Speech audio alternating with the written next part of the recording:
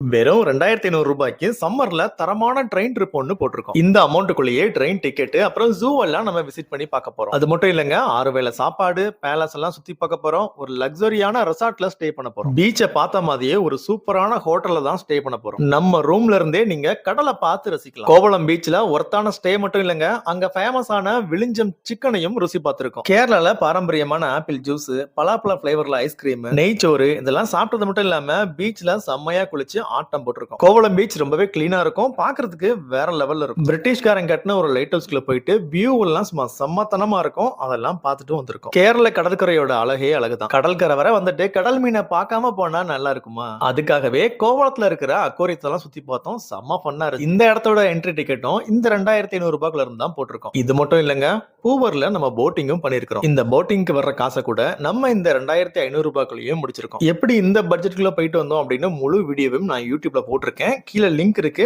Touch பண்ணி முழு வீடியோவையும் பாருங்க.